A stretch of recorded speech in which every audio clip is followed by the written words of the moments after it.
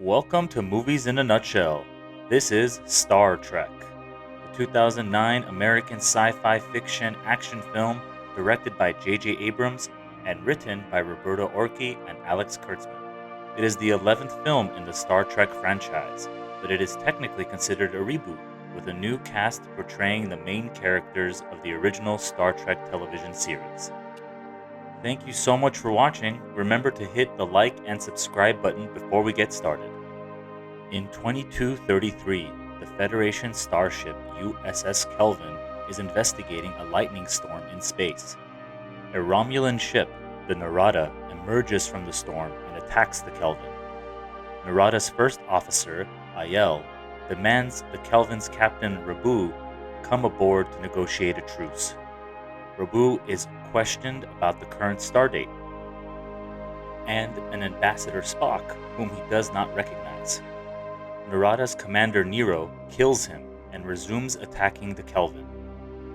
George Kirk, Kelvin's first officer, orders the ship's personnel, including his pregnant wife, to abandon ship while he pilots the Kelvin on a collision course with Narada. Kirk sacrifices his life to ensure his wife's survival as she gives birth to James Tiberius Kirk. 17 years later, on the planet Vulcan, a young Spock is accepted to join the Vulcan Science Academy. Realizing that the Academy views his human mother, Amanda, as a disadvantage, he joins Starfleet instead. On Earth, Kirk becomes a reckless but intelligent young adult. Following a bar fight with Starfleet cadets accompanying Nyota Uhura, Kirk meets Captain Christopher Pike, who encourages him to enlist in Starfleet Academy, where Kirk meets and befriends Dr. Leonard Bones McCoy.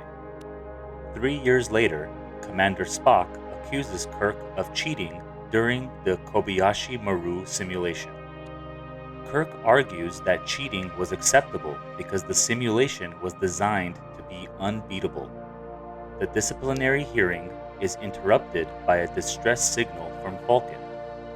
With the primary fleet out of range, the cadets are mobilized, with McCoy and Kirk boarding Pike's ship, the Enterprise.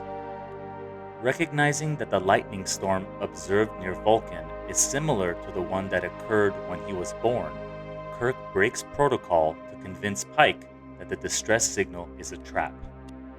The Enterprise arrives, they find the fleet destroyed and the Narada drilling into Vulcan's core.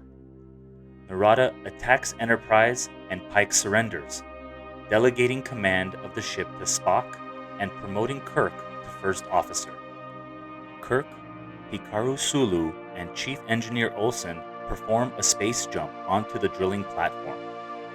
While Olsen is killed mid-jump, Kirk and Sulu successfully reach and disable the drill, but are unable to stop Nero launching red matter into Vulcan's core, forming an artificial black hole that destroys Vulcan.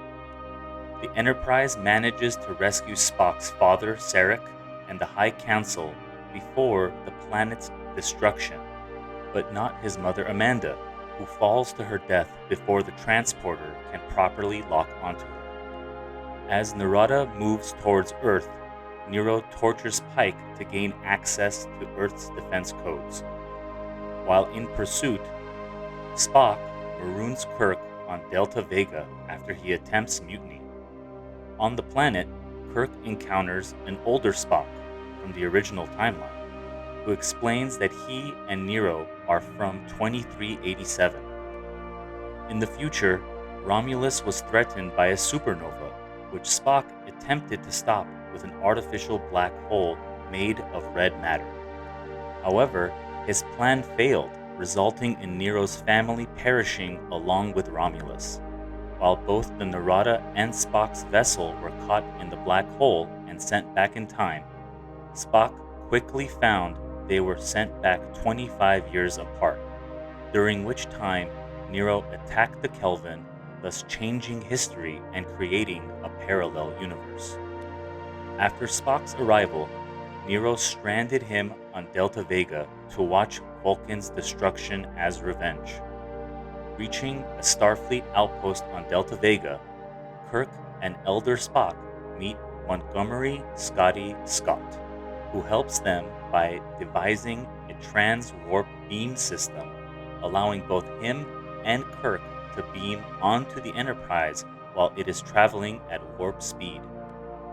Following the Elder Spock's advice, Kirk provokes younger Spock into attacking him, forcing Spock to recognize himself as emotionally compromised and relinquish command to Kirk, the first officer.